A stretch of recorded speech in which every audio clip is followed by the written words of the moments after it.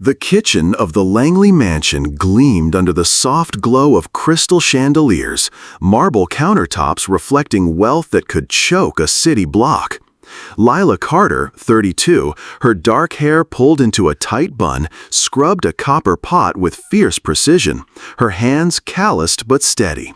The air was thick with the scent of lemon cleaner and something far uglier, tension. Edward Langley, 60, real estate tycoon with a smile as slick as his tailored suit, leaned against the counter, too close. His hand slid down, grazing her hip, then landing on her backside with a deliberate squeeze. "You know, Lila," he murmured, voice low and greasy, "a girl like you could do better than scrubbing pots. Play nice, and I might help you out." Lila froze, the sponge slipping from her fingers into the sink. Her heart pounded, not with fear, but with a cold, calculated rage. She spun, shoving his hand away with a force that made him stumble. "Touch me again, Mr. Langley," she said, her voice sharp as a blade, "and you'll regret it." Her brown eyes locked onto his, unyielding, daring him to push further. Edward's smirk faltered, replaced by a flicker of annoyance, but he recovered, chuckling as if she'd told a joke. "Feisty," he said, stepping back. "I like that." Lila didn't respond. She grabbed her apron, tossed it on the counter, and strode out of the kitchen, her steps echoing on the polished floor. She didn't see Victoria Langley, Edward's wife, standing in the shadowed hallway, her manicured nails digging into the banister. Victoria's green eyes narrowed, her lips curling into a venomous smile. She'd seen everything, the grope, the rejection, the defiance. Her mind churned, already weaving a plan to crush this insolent maid who dared to challenge her husband. This wasn't just about a wandering hand. It was about control, and Victoria Langley never lost control. Lila pushed through the heavy oak door to the servants' exit, the cool Seattle night hitting her like a slap.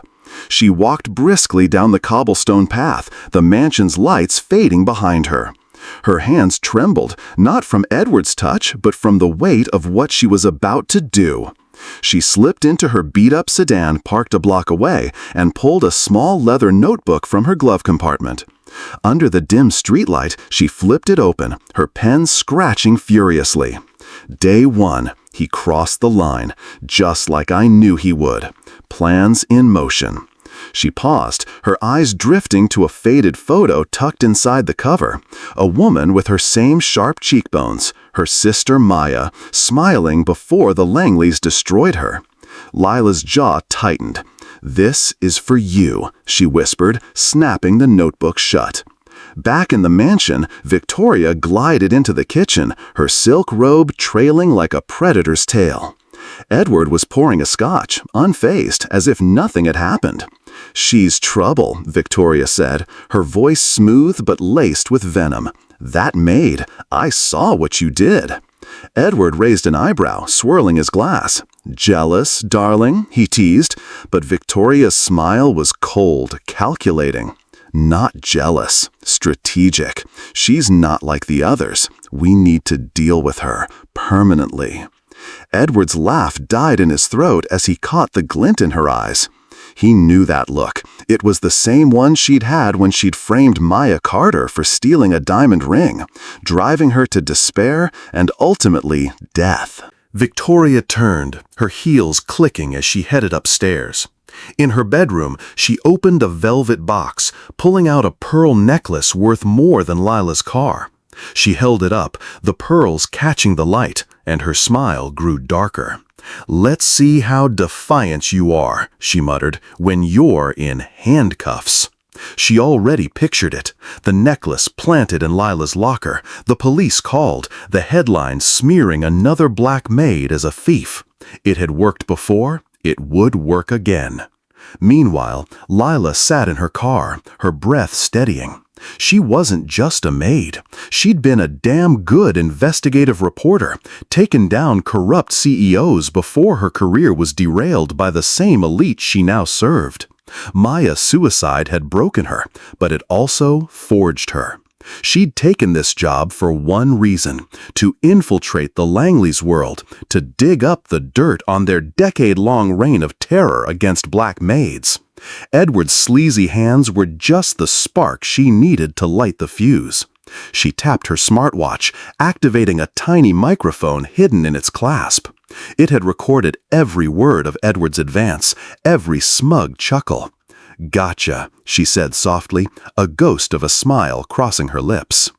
As she drove into the night, the city skyline glittering in the distance, Lila felt the weight of her mission settle deeper.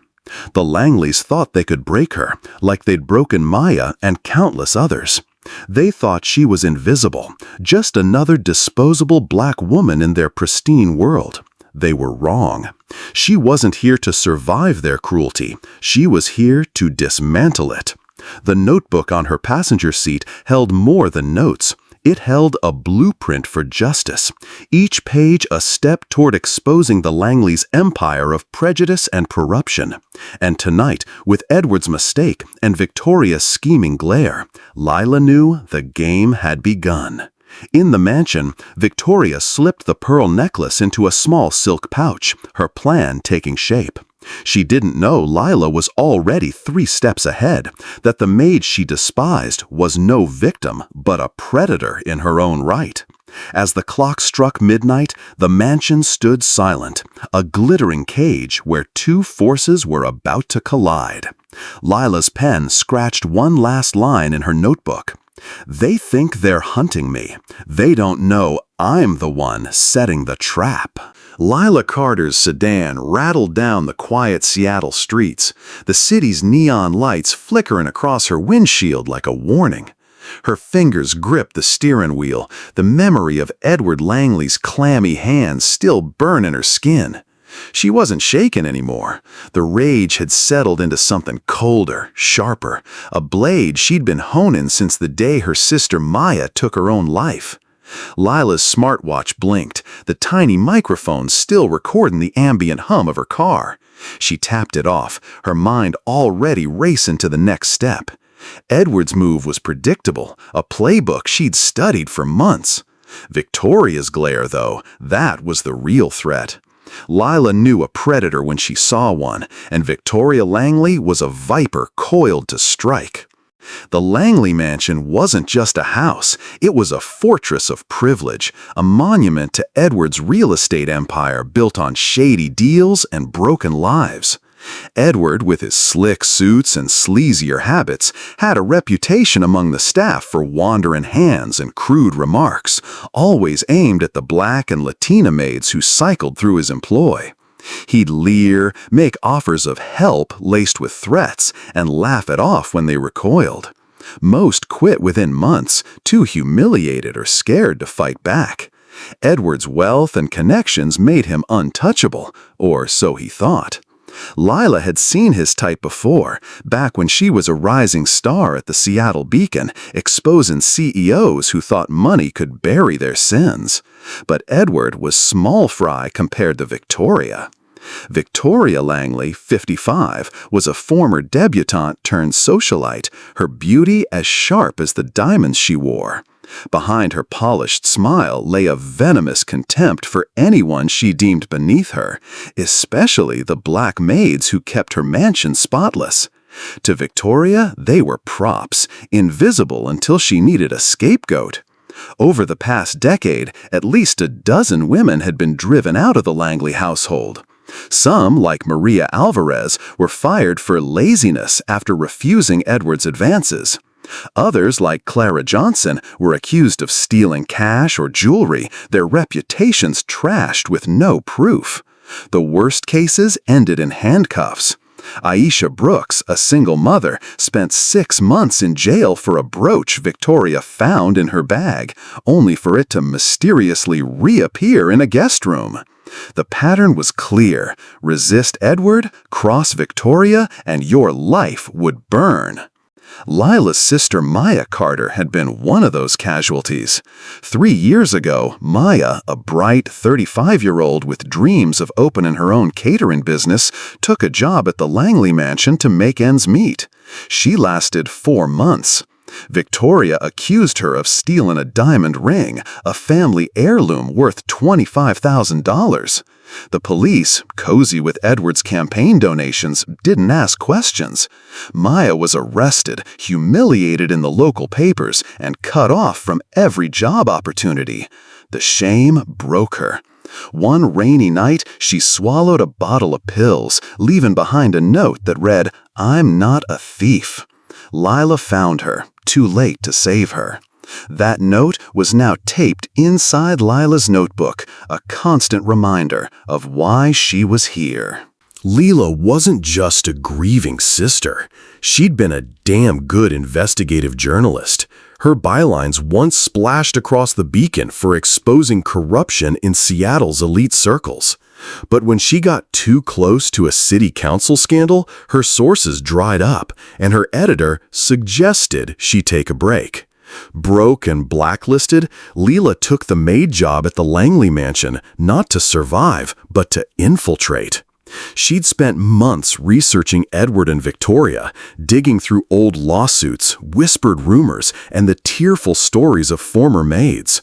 The Langleys weren't just cruel, they were systematic. Edward's real estate deals reeked of bribes and fraud, while Victoria's vendettas ensured no one dared speak out. Lila's mission was simple: gather evidence, expose their crimes, and make them pay for what they did to Maya and to every woman they'd crushed. She pulled into the parking lot of her run-down apartment complex, the kind of place Edward wouldn't even glance at. Her one-bedroom unit was sparse, a mattress on the floor, a second-hand desk, and a corkboard pinned with photos, news clippings, and a timeline of the Langleys' misdeeds. Lila sat at the desk, opening her notebook to a new page. She jotted down tonight's incident. Edward's advance, 10:15 p.m., recorded. Victoria saw, likely planning retaliation. She added a sketch of the kitchen layout, marking where she'd hidden a second microphone behind a cabinet. Every move she made was calculated, every word she overheard a piece of the puzzle. The Langleys thought they were playing her. They didn't know she was playing chess. Back at the mansion, Victoria sat in her opulent bedroom, the pearl necklace still in its silk pouch. She sipped a glass of Pinot Noir, her mind spinning. Lila's defiance wasn't just an insult, it was a threat. Victoria had dealt with maids before, but none had ever looked her in the eye like that, unflinching, almost daring her to act. She opened her laptop, pulling up a file labeled Staff Records. It was a digital ledger of every maid they'd employed, complete with notes. Clara, fired, theft, no references. Aisha, arrested, cooperative police. Maya, ring incident, resolved. Victoria's lips curled. Maya had been easy to break. Lila wouldn't be. She texted her private investigator, a gruff ex-cop named Ray. "Dig into Lila Carter. I want everything, now." Edward, meanwhile, lounged in his study, scrolling through his phone, unbothered by the night's events. He'd crossed lines before, and no one had ever dared push back. Lila's fire intrigued him, but he trusted Victoria to handle it. She always did. He poured another scotch, unaware that Lila's microphone had caught his late-night call to a city official, promising a bonus for approving a shady construction permit. The recording was already uploaded to Lila's encrypted cloud, another nail in his coffin. Lila stood at her corkboard, pinning a new photo, Edward and Victoria at a gala, their smiles masking a decade of cruelty. She traced her finger over Maya's picture, her sister's eyes bright with a hope the Langleys had snuffed out. "They think they know me," Lila whispered, her voice steady with resolve. "They think I'm just another maid." She wasn't. She was a storm, gathering strength in the shadows, ready to tear down their empire. The Langleys had built their world on lies and power, but Lila was about to show them what happened when you underestimate a woman with nothing left to lose. Lila Carter woke to the buzz of her phone at 5 a.m., the screen lighting up her cramped apartment with a text from the Langley estate. "Report at 6. Don't be late." No explanation, no pleasantries, just Victoria Langley's icy tones seeping through the words. Lila's jaw tightened as she swung her legs off the mattress, her hands already stinging from yesterday's scrubbing. She knew what this was, retaliation. Victoria had seen Edward's sleazy move in the kitchen, and now the viper was striking. Lila slipped on her maid's uniform, the black dress feeling more like armor than servitude. She checked her smartwatch, microphone on, battery full, and tucked her leather notebook into her bag. Whatever Victoria had planned, Lila was ready. The Langley mansion loomed in the dawn mist, its windows glinting like watchful eyes. Lila entered through the servants' door, greeted by the head housekeeper, Mrs. Klein, a stern woman whose loyalty to Victoria was as rigid as her starched apron. "Mrs. Langley wants you in the solarium," Klein snapped, her gaze raking over Lila as if she were dirt on the floor. Lila nodded, keeping her expression neutral, but her pulse quickened. The solarium was Victoria's domain, a glass-walled shrine to her ego, filled with orchids and antique furniture. It was where she held court and where she broke people. Victoria sat at a wrought iron table, sipping coffee from a porcelain cup, her silk blouse immaculate. A dozen staff members, maids, gardeners, drivers, stood in a semicircle, their faces a mix of fear and resignation. Lila's stomach twisted. This wasn't just a dressing down, it was a spectacle. "Lila," Victoria said, her voice honeyed but sharp, "you've been careless." She gestured to a crystal vase on the table, its base cracked, shards glinting in the morning light. This was a gift from a Parisian diplomat, worth $5,000. You broke it yesterday while cleaning.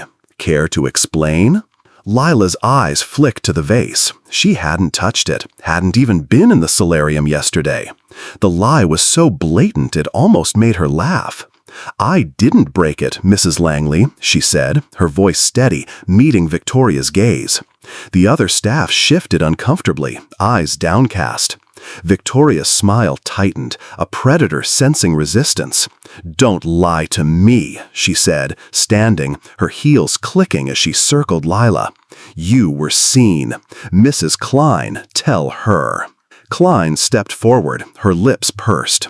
"I saw you in here, fumbling with the vase. You're clumsy, girl." The accusation hung heavy, the staff's silence deafening. Lila's hands clenched behind her back, the blisters from yesterday's work burning. She knew Klein was lying. Victoria's loyal lapdog would say anything to please her. This was the first move in Victoria's game. Humiliate, isolate, destroy. "I wasn't in the solarium," repeated, her tone firm but calm. "Maybe you should check the security footage." Victoria's eyes flashed, a flicker of surprise quickly masked. "Are you calling me a liar?" she snapped, stepping closer, her perfume suffocating. "You think you're smarter than me? A maid?" The word dripped with contempt, and a few staff members flinched as if the insult hit them too. Lila held her ground, her mind racing. The security cameras were her ace. She'd already hacked them with help from her friend, a coder named Jax, who'd owed Maya a favor. But she couldn't tip her hand yet. "I'm just saying," Lila replied, "the truth has a way of showing up." Victoria's face hardened, but she waved a hand, dismissing the staff. "Get back to work," she barked. As they scattered, she leaned in, her voice a low hiss. "You're on thin ice, Lila. One more mistake and you're done. Jobless, referenceless, just like your sister." The mention of Maya was a gut punch, but Lila didn't flinch. She nodded, excusing herself, and headed to the laundry room, her heart pounding with a mix of fury and focus. Victoria thought she could break her with public shaming. She was wrong. The day was a gauntlet. Victoria piled on tasks designed to crush, scrubbing the outdoor pool's tiles in 40-degree drizzle, polishing every chandelier crystal by hand, hauling heavy linens up 3 flights of stairs.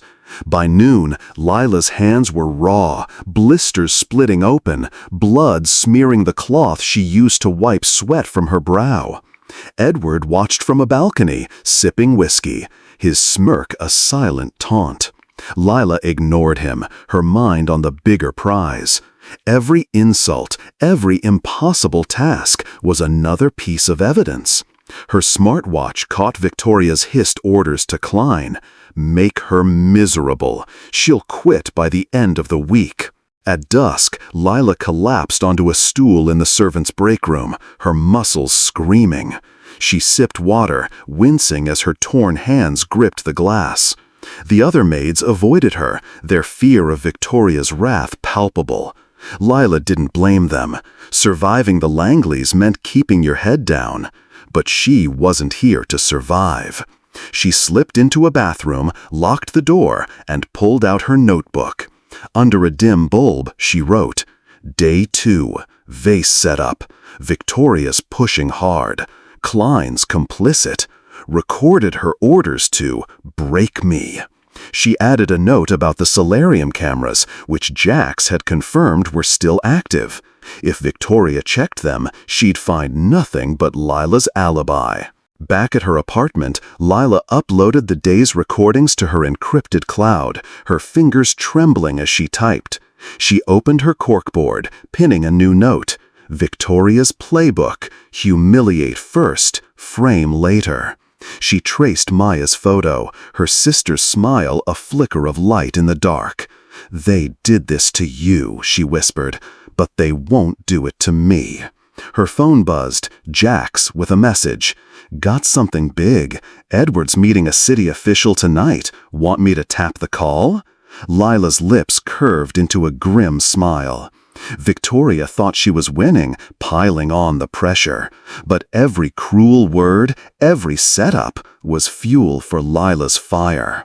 The Langleys were digging their own grave, and Lila was handing them the shovel. Lila Carter's hands throb as she hauled a stack of linens up the Langley mansion's spiral staircase, the coarse fabric scraping her raw blisters.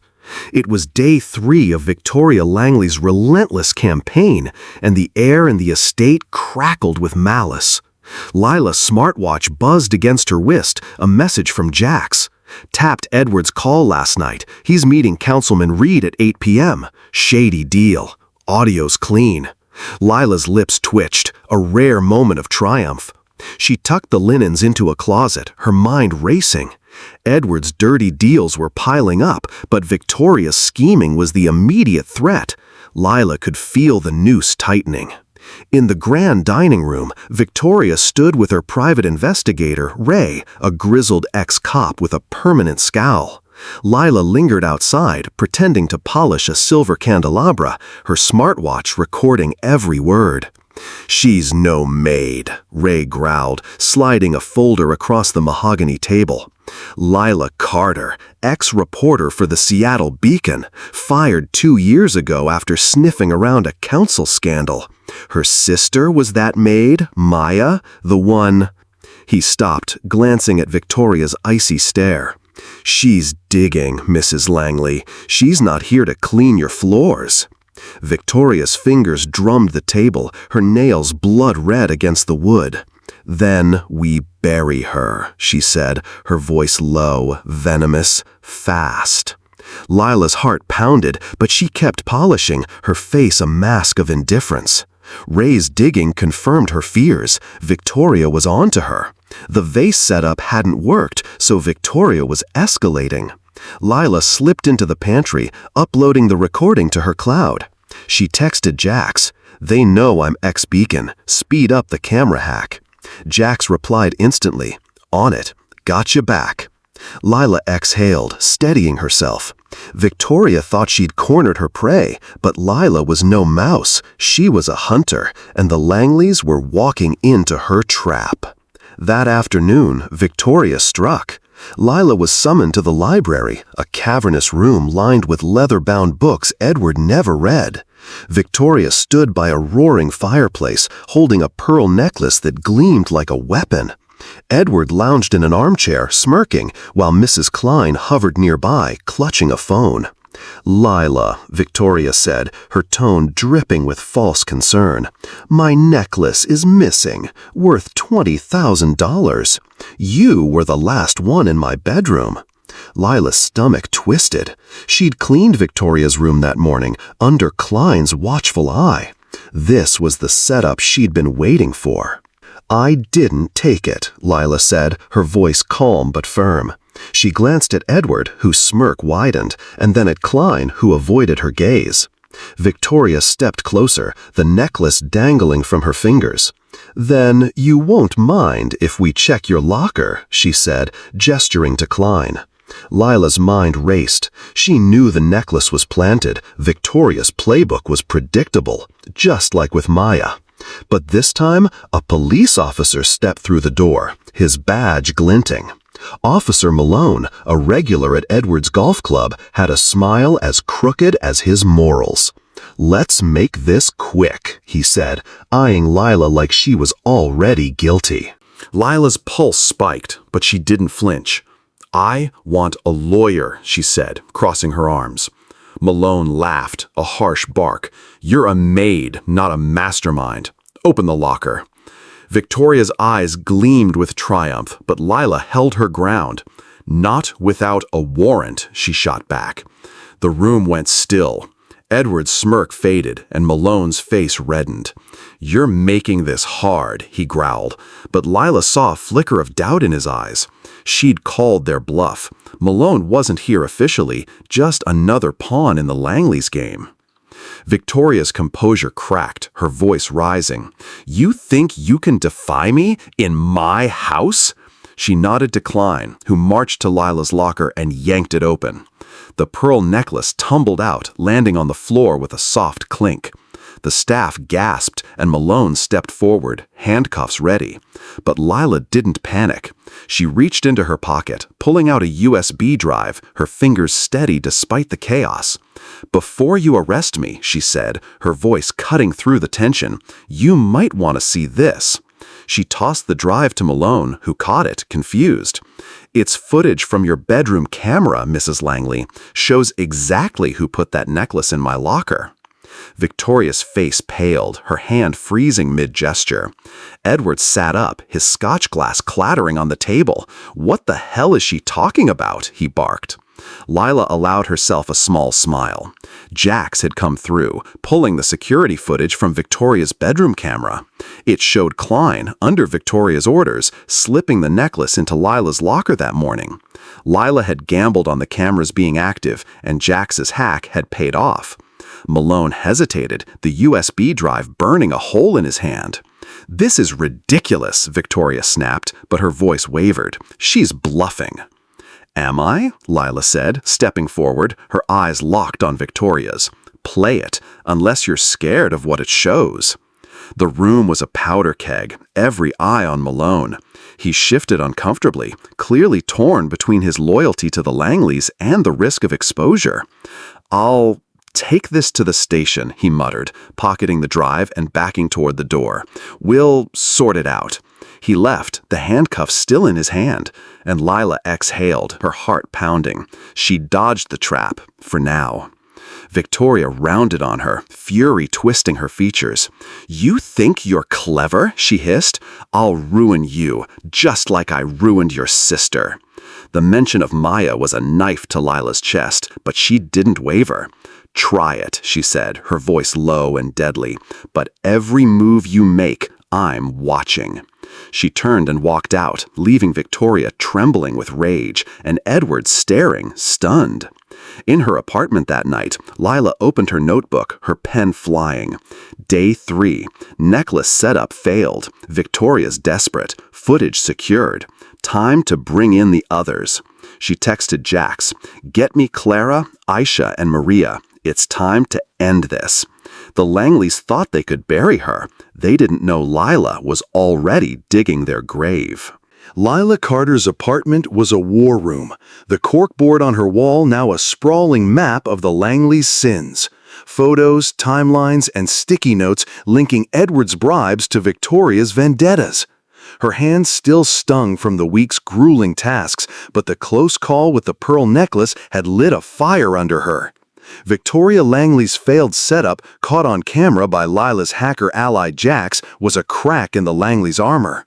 Lila wasn't just dodging their traps anymore, she was ready to strike. Her phone buzzed with a group chat notification. Clara, Aisha, Maria confirmed. Meeting tonight, 9 p.m., safe spot. Lila's pulse quickened. The pieces were falling into place, and the Langleys were about to learn what happened when you underestimated a woman like her. She sat at her desk, replaying the security footage Jax had pulled from the Langley mansion's cameras. The grainy video showed Mrs. Klein, Victoria's loyal enforcer, slipping the pearl necklace into Lila's locker, her face taut with nervous obedience. Another clip captured Victoria in her bedroom, muttering to herself about teaching that maid a lesson. Lila's smartwatch had caught dozens of such moments. Edward's late-night calls promising city officials bonuses, Victoria's hissed orders to make Lila's life hell. But the real game-changer was Jax's hack into the Langleys' private server, a digital goldmine of encrypted files.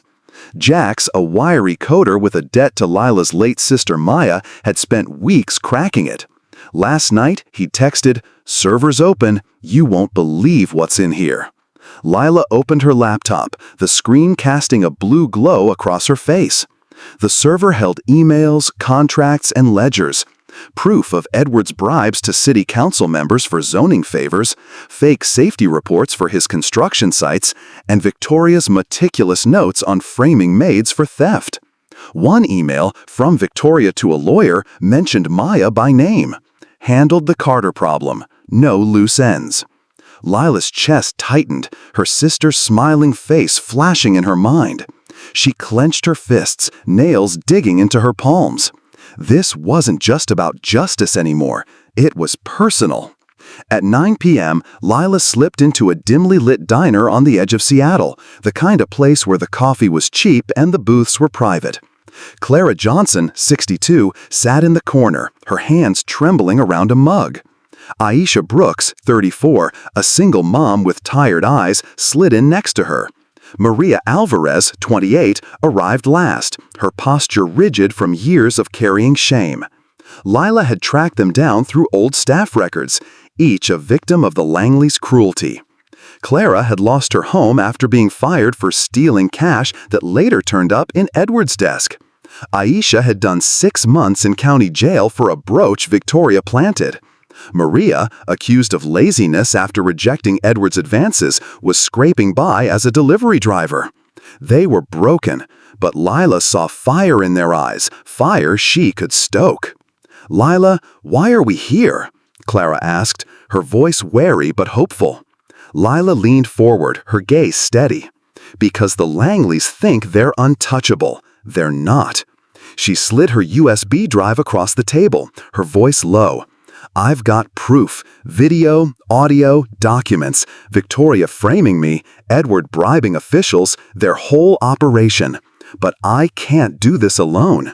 You know what they did to you, to my sister Maya. We can take them down, but I need you with me." Aisha's eyes widened, her fingers tightening on her bag. "You're saying you've got them on tape, for real?" Lila nodded, pulling out her laptop and playing the footage of Klein planting the necklace.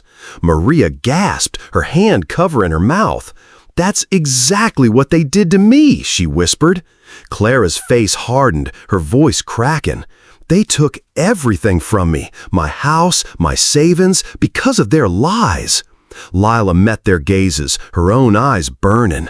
"They took Maya from me, but we've got something they don't.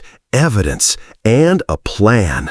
Lila laid it out. She'd been working with Jax, who'd tapped into the Langley's security cameras and private server using a custom spyware program he'd built for Maya years ago, back when she dreamed of exposing corruption. The spyware had captured everything: Victoria's setups, Edward's deals, even their casual cruelty in private conversations. Lila had recordings of Victoria calling black maids disposable and Edward laughing about dodging taxes. The server files included a ledger of payouts to Officer Malone, the crooked cop who'd nearly arrested Lila. "We've got enough to bury 'em," Lila said, "but we need to go public, hard and fast, so they can't wiggle out." Maria leaned back, skeptical. "They've got money, lawyers, friends in high places. How do we win?" Lila's smile was sharp, dangerous. "We don't just win, we destroy their world. I've got a contact at the Seattle Beacon, my old paper. They're hungry for a story this big. And Jax is setting up a secure live stream to blast it to the world." Aisha's eyes lit up, but Clara hesitated.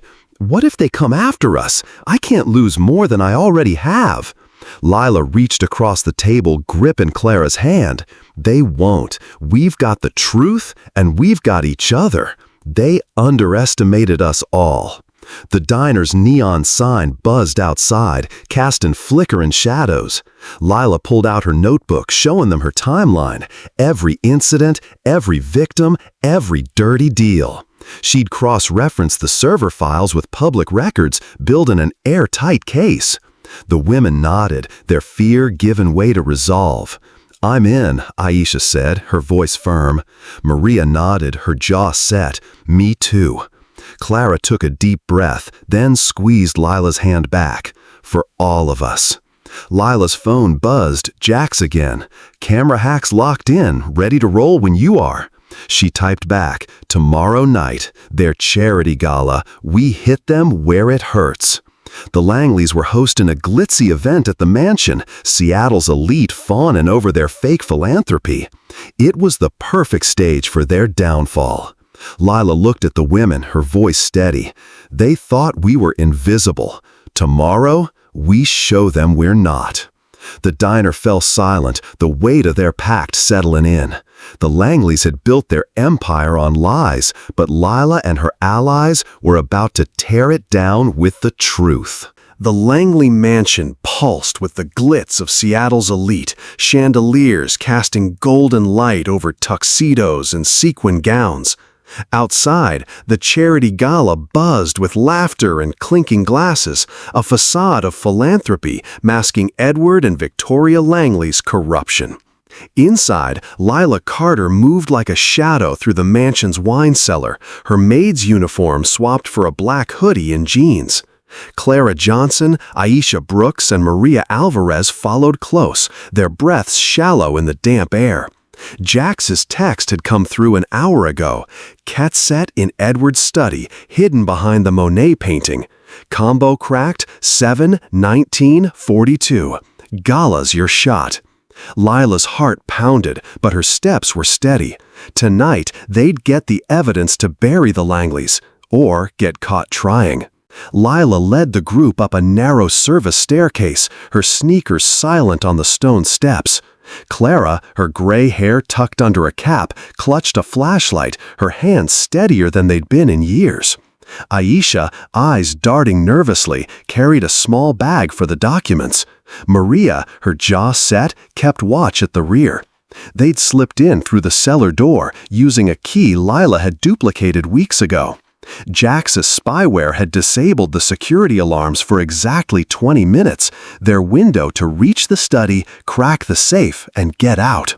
"Stay sharp," Lila whispered, her voice low but firm. "We're not just taking them down for us, for Maya, for everyone they've hurt." The study door loomed at the end of a dimly lit hallway, its oak panels carved with ostentatious swirls.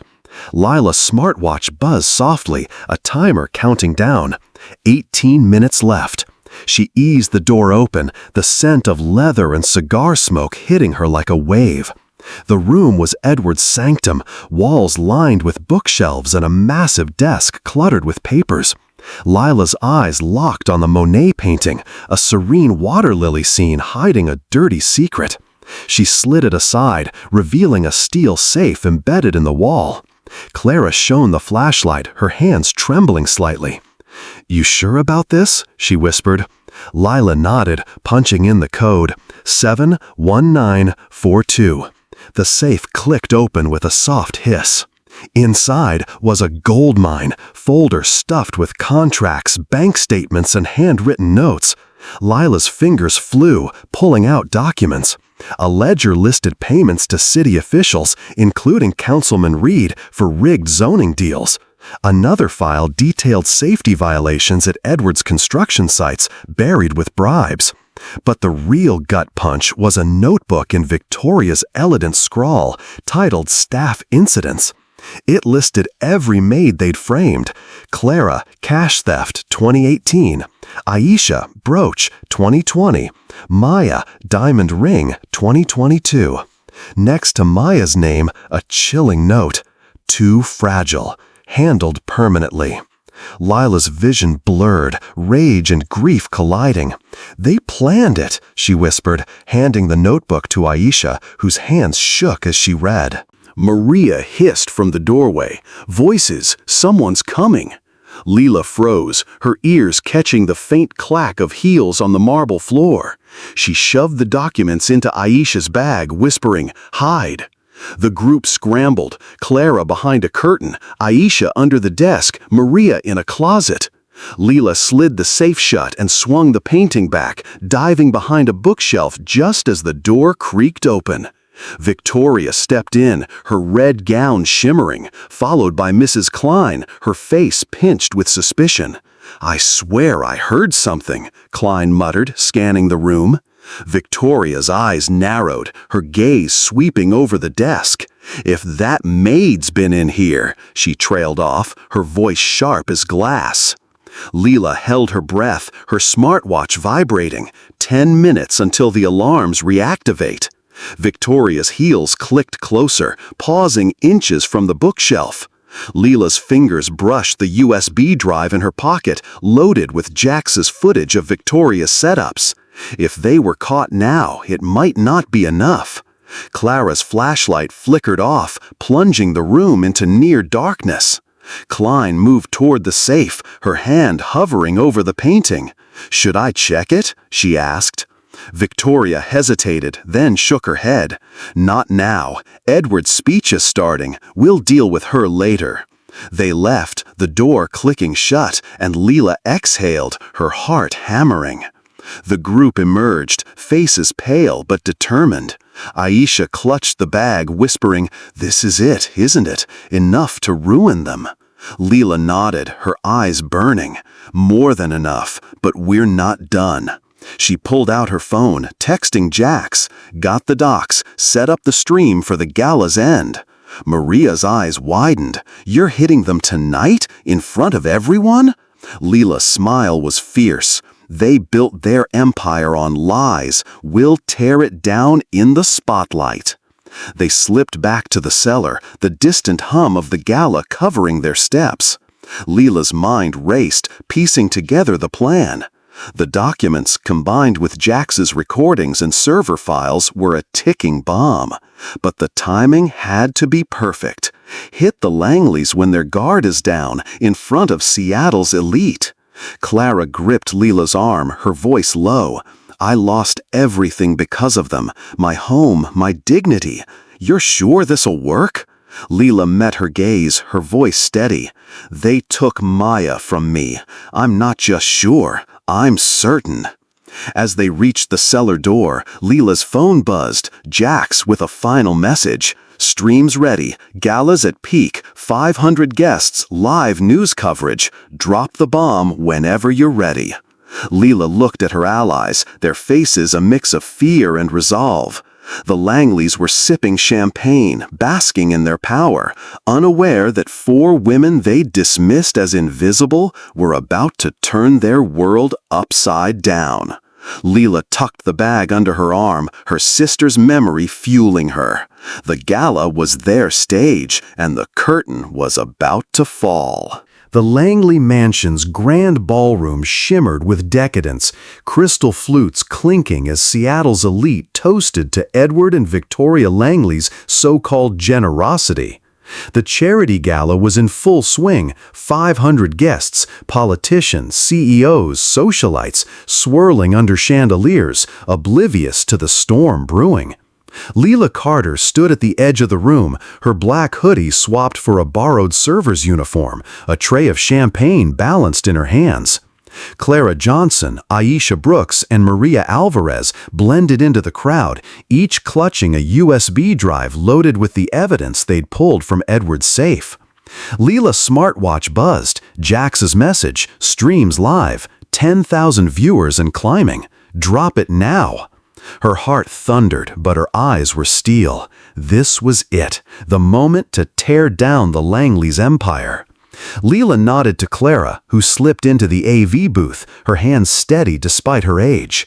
Aisha and Maria positioned themselves near the exits, ready to block any escape. The massive screen behind the stage, meant for Edward's self-congratulatory speech, flickered. Lila set her tray down, her fingers brushing the remote in her pocket, a device Jax had rigged to hijack the AV system. Edward stepped onto the stage, his tuxedo pristine, his smile smug. "Ladies and gentlemen," he began, "tonight we celebrate giving back." His words cut off as the screen blazed to life, not with his slideshow, but with grainy security footage. The crowd gasped as the video played, Mrs. Klein planting the pearl necklace in Lila's locker, Victoria's voice hissing, "Teach that maid a lesson." Murmurs rippled through the room, eyes darting to Victoria, who stood frozen near the stage, her champagne flute trembling. Lila pressed the remote and the screen shifted to audio, Edward's voice clear and damning. "Pay Reed $50,000 and the zoning's ours." Another clip followed, Victoria laughing, "Black maids are so easy to frame, disposable." The crowd's murmurs turned to gasps, then angry whispers. Lila stepped forward, her voice cutting through the chaos. "That's enough." All eyes turned to her, a server in a sea of wealth, but her presence commanded the room. "I'm Lila Carter," she said, her voice steady, amplified by the microphone she'd swiped from the stage. "For years, the Langleys have built their empire on lies, bribes, and racism. They framed my sister, Maya Carter, for theft, driving her to her death. They did the same to Clara Johnson, Aisha Brooks, Maria Alvarez, and countless others." She gestured to the women, who stepped forward, their faces fierce with resolve. Clara's voice trembled but held firm. "They took my home, accused me of stealing cash I never touched." Aisha's eyes burned. "I lost 6 months in jail because of their lies." Maria's voice was sharp. "They called me lazy when I refused Edward's advances." The screen flashed again, showing documents from the safe. Edward's ledger of bribes, Victoria's notebook listing their victims, including Maya's name with that chilling note, "Too fragile, handled permanently." The crowd erupted, some shouting in outrage, others snapping photos. Victoria lunged for the stage, her face twisted with fury. "Turn it off!" she screamed, but Lila held up a hand, her gaze locking onto Victoria's. "You can't hide anymore," she said. "This is live, streaming to 60,000 people, journalists, activists, the world. Your lies are done." Edward shoved through the crowd, his face red, veins bulging. "You'll pay for this," he roared, grabbing for Lila. Aisha stepped between them, her voice fierce. "Touch her and you'll regret it." The crowd parted, stunned, as Maria handed a USB drive to a reporter from the Seattle Beacon who was already typing furiously on her phone. Jax's livestream counter surged, 80,000 viewers, then 100,000, comments flooding in. "Justice for Maya! Take them down!" Victoria's composure shattered. She screamed at Klein, "Do something!" But Klein backed away, her loyalty crumbling under the weight of exposure. Lila held up her phone, playing a final recording. Edward bragging about bribing Officer Malone, Victoria plotting to frame another maid. The crowd's outrage boiled over, some guests storming out, others demanding answers. Councilman Reed, caught on camera taking a bribe, slipped toward an exit, only to be blocked by Maria. "Going somewhere?" she asked, her voice cold. Lila's eyes met Clara's, then Aisha's, a silent pact forged in shared pain. They'd been invisible to the Langleys, but now they were undeniable. Suddenly, the ballroom doors burst open. 2 detectives, badges glinting, pushed through, followed by a swarm of reporters. "Edward Langley, Victoria Langley," the lead detective barked. "We have a warrant for your arrest. Bribery, fraud, and false reporting." Edward's face drained of color, his scotch glass slipping from his hand, shattering on the floor. Victoria lunged for Lila, her nails clawing, but a detective grabbed her arm, snapping on handcuffs. "You're nothing!" Victoria spat, her voice a venomous hiss. Lila leaned in, her voice low, deadly. "I'm the woman who ended you." The crowd parted as the detectives led the Langleys out, cameras flashing, the live stream now at 150,000 viewers. Lila stood on the stage, Clara, Aisha, and Maria beside her, their heads high. The reporter from the Beacon approached, her eyes wide. "Lila, this is huge. We're running it front page tomorrow. Can you give us more?" Lila nodded, handing over another USB drive. "Everything's there, for Maya, for all of us." The gala, meant to burnish the Langleys' image, had become their execution. Lila's phone buzzed. "Jax, you did it. Streams viral. They're done." She looked at the women beside her, their faces lit with a fire the Langleys could never extinguish. The battle wasn't over, but the war was won. The Langley mansion stood silent the morning after the gala, its chandeliers dim, the air heavy with the stench of defeat. Lila Carter sat in a downtown Seattle law office, the city skyline sprawling beyond the window. Across from her, Clara Johnson, Aisha Brooks, and Maria Alvarez sipped coffee, their faces weary but lit with a quiet triumph. The Seattle Beacon's front-page headlines screamed across the table. "Langley Empire crumbles, bribery, fraud, and racism exposed." Lila's live stream, orchestrated with Jax's tech wizardry, had exploded to over 200,000 viewers by midnight, sparking a firestorm across social media. Hashtags like #JusticeForMaya and #LangleyDown trended globally, and news outlets from CNN to the New York Times were clamoring for interviews.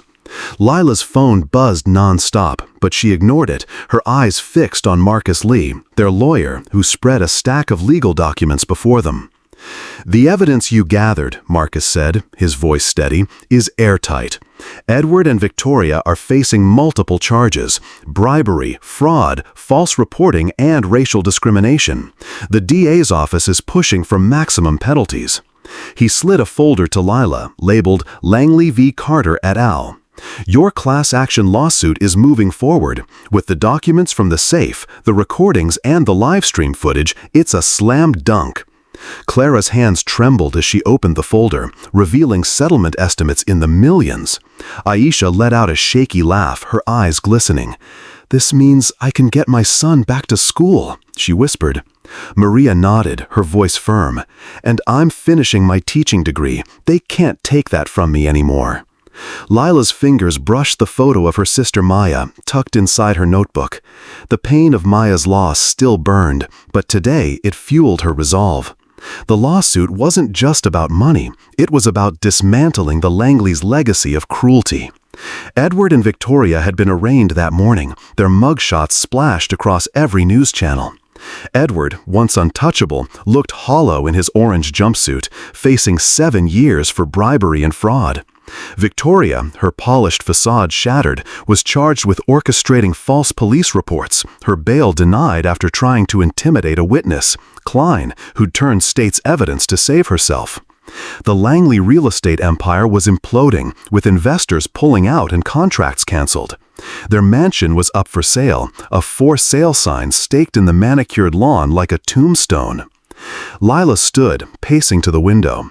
"What about the others?" she asked Marcus. "The maids we haven't found yet." Marcus nodded, flipping through his notes. "We're tracking down at least 8 more women from Victoria's ledger. With your evidence, we're filing individual claims for each." Lila's jaw tightened. Victoria's notebook, with its cold catalog of framed maids, was now in the DA's hands, each entry a nail in her coffin. Lila had already used her settlement advance to start the Maya Carter Foundation, a nonprofit to provide legal aid and job training for workers targeted by discrimination. Clara had signed on to run community outreach, her years of hardship now a beacon for others. Aisha was planning to enroll her son in a STEM program, her smile brighter than Lila had ever seen. Maria, ever the fighter, was applying to teach at a local high school, determined to inspire kids like her. Across town, Edward sat in a holding cell, his tailored suits replaced by scratchy cotton. He stared at the concrete wall, replaying Lila's words from the gala. "I'm the woman who ended you." He'd laughed off maids before, fired them without a second thought. But Lila wasn't just a maid. She was a force, a journalist who'd played him like a fool. Victoria, in a separate cell, clutched a cheap plastic comb, her nails chipped, her mind racing. She'd built a life on control, on making women like Lila invisible. Now her own visibility was her punishment, her face plastered on every screen, branded a racist and a liar. She'd underestimated Lila, and the cost was everything. Lila's phone buzzed again, a text from Jax. "Beacon wants an exclusive. You in?" She typed back, "Set it up. Time to tell the whole story." The Seattle Beacon had offered her a guest column, a chance to lay bare the Langleys' decade of abuse and her own journey from grief to justice. She'd already drafted the opening line. "They thought we were invisible, but we were watching." The column would launch her book deal, Shadows of Truth, a memoir about Maya and the fight to expose the Langleys. Publishers were calling it a future bestseller, but for Lila, it was about legacy, ensuring no one else suffered like her sister.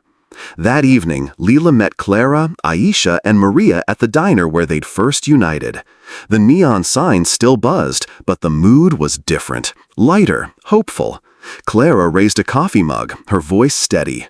"To Maya and to us, we did it." Aisha clinked her mug, her eyes shining. "To not being invisible anymore." Maria grinned, adding, "To making them pay." Lila smiled, her heart full but heavy. The Langleys were down, but the system that propped them up, wealth, privilege, corruption, still loomed. The Maya Carter Foundation was her next fight, a way to chip away at that system, one case at a time. As they left the diner, Lila glanced at her notebook, now filled with plans for the foundation, legal clinics, scholarships, a hotline for workers like them. She tucked Maya's photo into her pocket, her sister's smile a quiet promise. The Langleys had tried to bury her, but Lila had turned their weapons against them. The gala spotlight had burned away their lies, and now, with the world watching, Lila is building something new from the ashes, a future where no one could be dismissed as just a maid. 2 years later, Lila Carter stood on a stage at Seattle City Hall, the afternoon sun streaming through tall windows, casting her shadow long and unbroken. The crowd, activists, reporters, and everyday workers rose to their feet, applauding as she accepted the Pulitzer Prize for investigative journalism. Her book, Shadows of Truth, lay on the podium, its cover a stark black and white photo of her sister Maya's smiling face. The bestseller had sparked a national reckoning on workplace discrimination, its pages detailing the Langleys' crimes and the courage of women like Clara Johnson, Aisha Brooks, and Maria Alvarez. Lila's voice, steady but warm, carried over the crowd. "This isn't just my story. It's ours. Every woman who was told she was invisible, every worker who was silenced. We're here to say, we see you, and you're enough." The Langley Mansion, once a symbol of untouchable wealth, was now the Maya Carter Community Center, its marble halls repurposed into a hub for legal aid, job training, and advocacy. Lila had used her settlement money to buy the property at auction, turning the Langleys' fortress of privilege into a beacon for justice. Clara ran the center's outreach program, her warm smile greeting women who'd lost hope, just as she once had. Aisha's son, now thriving in a STEM academy, volunteered at the center, teaching coding to kids from the same rough neighborhoods she'd clawed her way out of. Maria, now a high school teacher, led workers' rights, her voice fierce with the conviction of someone who'd reclaimed her dreams. The center's walls, once lined with Edward's gaudy art, now displayed photos of the women they'd helped, hundreds of faces, each a victory. Lila stepped off the stage, her Pulitzer medal heavy in her hand. Clara, Aisha, and Maria waited in the front row, their eyes shining with pride. Clara hugged her tightly, whispering Maya would be so proud. Aisha handed her a letter from a young black woman, a former maid who'd won a lawsuit against her employer, inspired by Lila's story. "You gave us a voice," Aisha said, her voice thick. Maria grinned, nudging Lila, "and a hell of a fight." Lila smiled, tucking the letter into her bag beside Maya's photo. The Maya Carter Foundation had grown beyond Seattle, with chapters in 5 cities, funding legal battles and scholarships for workers targeted by discrimination. Its hotline buzzed daily with calls from people who'd once felt invisible, now ready to stand tall. Across town, Edward Langley sat in a prison cell, his empire reduced to a 6-by-8 concrete box. His real estate company had collapsed within months of the gala, its assets seized to pay restitution. He flipped through a dog-eared magazine, his hands trembling as he read another headline about Lila's Pulitzer. He'd spent decades dismissing women like her, laughing off their pain. Now he's the punchline, his name synonymous with corruption and shame. In a women's facility nearby, Victoria Langley stared at a cracked mirror, her once perfect nails bitten raw. The socialite who'd weaponized her privilege was now a pariah, her friends silent, her reputation ashes. She tried to sue Lila for defamation, but no lawyer would touch her case, not with the mountain of evidence Lila had unleashed. Victoria's only visitors were reporters, hungry for quotes she refused to give. Lila's new office at the Seattle Beacon, where she'd been named investigative editor, overlooked the city's skyline. Her desk held a framed photo of Maya, her sister's smile a quiet anchor. The Beacon had run a series based on Shadows of Truth, exposing systemic racism in Seattle's elite circles, leading to 3 more arrests and a city council overhaul. Lila's phone buzzed, a text from Jax. "Just got a tip on a new case. Big CEO, same old tricks. You in?" She typed back, "Always." Jax, now a cybersecurity consultant for the foundation, had become her right hand, his hacks still uncovering truths the powerful wanted buried. That evening, Lila walked through the Maya Carter Community Center, its halls alive with laughter and purpose. A young woman, barely 20, approached her, clutching a copy of Shadows of Truth. "I'm studying journalism because of you," she said, her voice trembling. "I want to fight like you did." Lila smiled, signing the book. "You already are," she said. The woman's eyes lit up, and Lila saw Maya in her, hope, resilience, fire. She handed the woman a card for the foundation's mentorship program, knowing one story could spark 1,000 more. Outside, Lila paused by the center's entrance where a plaque read, "Dedicated to Maya Carter, whose light shines through us all." The old Langley for sale sign was long gone, replaced by a community garden where Aisha's son tended flowers. Lila's gaze drifted to the skyline, Seattle's lights twinkling like stars. The Langleys had tried to erase her, to make her another forgotten name in their ledger of cruelty. Instead, she'd turned their empire into a legacy of justice, a place where the invisible could rise. She touched Maya's photo in her pocket, whispering, "We did it, sis." Edward, in his cell, watched the evening news, Lila's face filling the screen as she spoke about the foundation's latest victory, a new law protecting domestic workers. He turned off the TV, the silence deafening. He'd built walls of wealth and prejudice, blind to the strength of the women he'd dismissed. Lila, Clara, Aisha, Maria, they'd torn those walls down, brick by brick, with nothing but truth and courage. Victoria, in her cell, refused to watch, but the guards' chatter about Lila's Pulitzer seeped through. She'd thought power was control, but Lila had shown her power was something else, the ability to rebuild from ruins.